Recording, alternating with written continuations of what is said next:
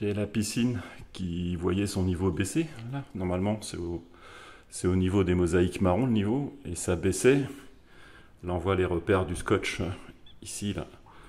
En une journée, ça baissait de 2 cm à peu près. Donc au départ, j'avais pensé à un problème de bonde de fond. Donc j'ai condamné la bonde de fond. J'ai vérifié tous les appareillages, skimmer, lampe, s'il n'y avait pas une fuite avec une seringue et du sirop coloré là, dans la fraise. Donc en plongeant, on arrivait à voir s'il y avait une fuite ou pas. Je détectais rien et ça fuyait toujours. Donc j'ai laissé le niveau baisser jusqu'au bus de refoulement ici. Ça s'est calmé, ça s'est arrêté de baisser au niveau des bus de refoulement. Donc il y avait une fuite par là. Comme la fuite était au niveau des bus de refoulement, donc j'ai cherché en regardant derrière la maçonnerie. Donc ça pouvait venir. Donc j'ai isolé les tuyaux ici au niveau de la vanne et j'ai fait un système pour mettre sous pression d'air les tuyaux. Donc côté bassin c'était étanche et côté four à pain ça fuyait. Donc ça m'a posé un gros problème parce que ça voulait dire que les canalisations enterrées étaient fuyardes.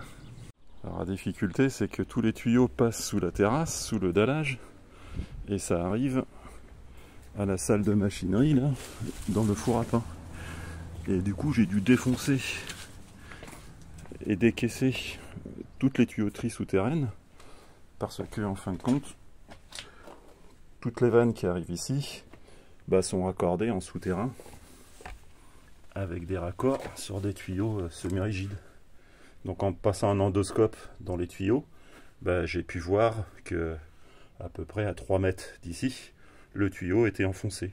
Donc ce tuyau là de bonde de fond et le tuyau de refoulement supérieur. Et ça montre que en fin de compte l'écrasement il se situe ici à peu près sous la dalle ici. Et là je pense que le liquide en barre avec ses racines doit me comprimer tous les tuyaux. Donc il va falloir décaisser, couper les racines et puis faire un système pour que ça ne se reproduise pas.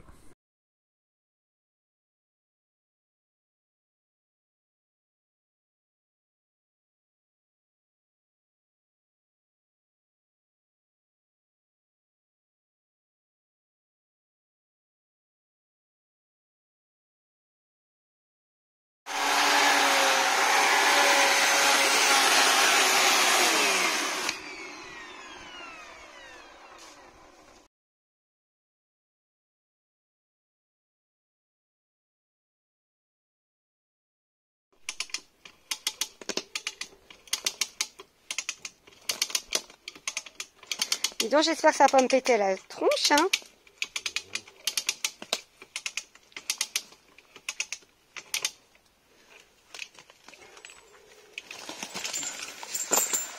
Ah, il est cassé.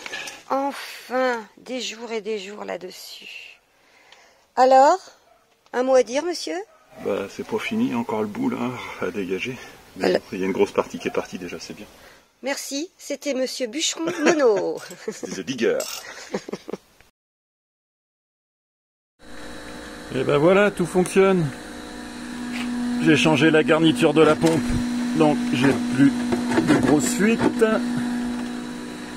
J'ai changé les molettes ici pour accéder à la trappe.